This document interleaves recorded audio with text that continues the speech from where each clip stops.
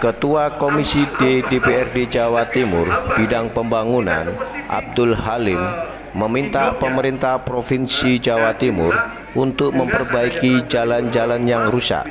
Hal ini disampaikan politisi asal Gerindra ketika menggelar sosialisasi Perda tentang penyelenggaraan jalan berkeselamatan. Ya, bagian-bagian jalan itu ada rumaja itu ruang manfaat jalan, ya singkatan lah. Ini ada badan jalan, ada bahu jalan. Badan jalan itu yang dipakai untuk lalu lintas. Bahu jalan biasanya menurunkan kecelakaan.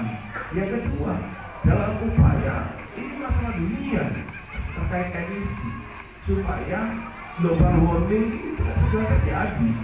Kalau pemanasan global ini segera terjadi akibat banyaknya emisi gas buang yang dibakar oleh masing-masing orang menggunakan kendaraan pribadi masing-masing dengan BBM fosilnya.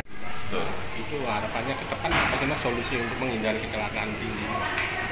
Ya, pertama tentu adanya sebuah perbaikan di jalan dengan kelengkapan yang utuh, misalnya jalannya bagus, kemudian rambu-rambunya juga betul-betul terpenuhi, sehingga kemudian akhirnya masyarakat pengguna jalan itu betul-betul bisa aman dalam melakukan perjalanan. Yang kedua tentu adalah bagaimana kemudian pemerintah Provinsi Jawa Timur itu menghadirkan sebuah transportasi publik yang tentu nyaman, aman, dan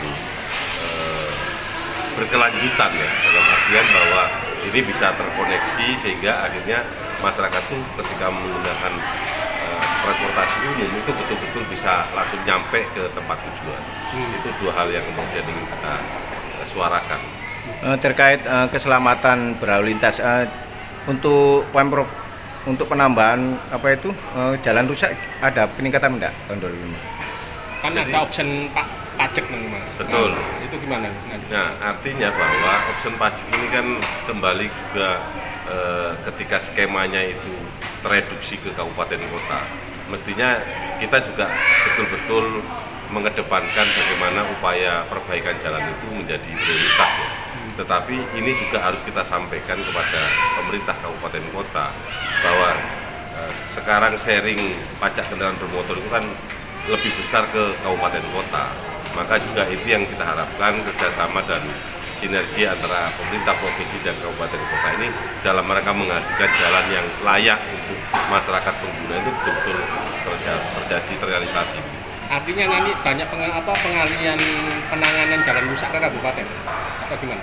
Bukan, jalan gini, status jalan ini kan kita harus sadari dan kita pahami bahwa memang ada jalan provinsi, jalan kabupaten kota, dan juga jalan nasional.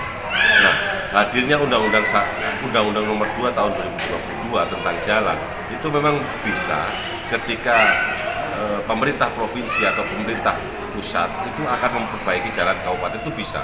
Pun demikian sebaliknya, tetapi kan ada mekanisme yang harus dilalui. Tetapi paling tidak maksud saya itu adalah bagaimana kemudian pembagian kewenangan tentang jalan ini juga betul-betul harus menjadi prioritas. Kalau memang itu jalan provinsi, ya provinsi yang bertanggung jawab untuk melakukan perbaikan dan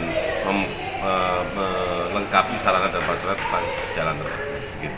Pun demikian dengan kabupaten kota, kalau itu merupakan jalan kabupaten kota, ya kabupaten kota juga harus bertanggung jawab untuk memenuhi kelayakan sebuah jalan itu betul-betul bisa nyaman, aman digunakan oleh masyarakat.